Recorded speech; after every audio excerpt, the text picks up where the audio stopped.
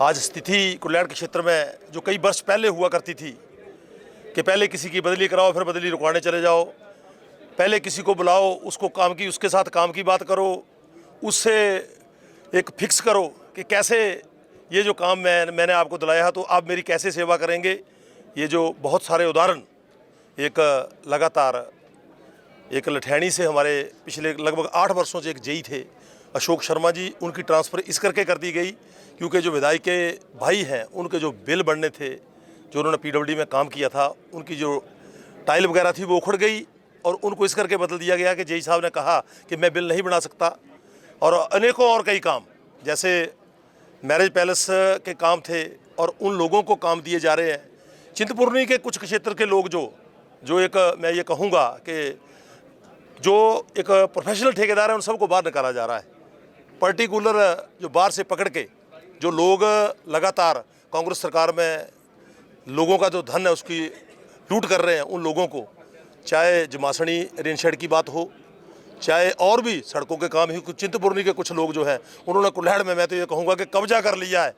और विधायक को सिर्फ वही लोग दिखाई दे रहे हैं। उनको शायद ये याद भूल गई कि आपको कुल्हड़ के क्षेत्र के लोगों ने वोटें डाली थी तब जाके आप विधायक बने थे। और बड़े दुख से मुझे कहना पड़ रहा है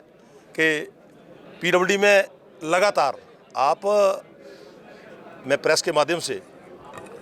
ये जिला ऊना में चाहे प्रदेश की सरकार को बताना चाहता हूँ कि आप जो ये काम कर रहे हैं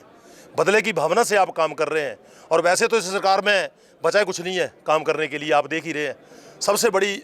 धोखेबाज सरकार ये निकली कि जैसे 1500 रुपये के लिए महिलाएं आज 2 साल से लगातार इंतजार कर रही हैं कि 1500 रुपये हमारे खाते में कब आएगा। और भी कई स्कीमों के बारे में, चाहे गोबर योजना थी, 2 रुपये किलो गोबर की बात थी, आज पेंशन के लिए चाहे HRTC के कर्मचारी हों, चाहे बिजली बोर्ड के कर्मचारी हों। आज मेरे साथ 3-4 रिटायर जो हमारे बुजुर्ग मेरे साथ आए, उन्होंने कहा कि पहली बार हुआ कि 10-10 तारीख को हमें पेंशन मिल रही है। और उसके बाद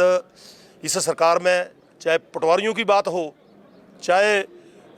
पुलिस वालों की बात हो, चाहे कानूनों की बात हो, जो बदले की भावना से कि जैसे उनका स्टेट कैडर कर देंगे, जब आज तक उनका डिस्ट्रिक्ट कैडर रहा तो उनको नहीं करना चाहिए स्टेट कैडर, क्योंकि ये जो सरकार है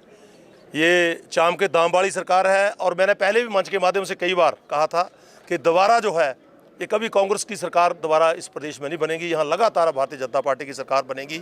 हमसे जुड़े रहने के लिए हमारे YouTube चैनल को सब्सक्राइब करें और नई वीडियो की नोटिफिकेशन के लिए बेल आइकॉन को दबाएं। अगर आप ये वीडियो Facebook पर देख रहे हैं तो लाइक जरूर करें और ज्यादा से ज्यादा शेयर करें। इसी तरह के और भी अपडेट्स के लिए फॉलो करें हमारा Instagram पेज himachal.ke।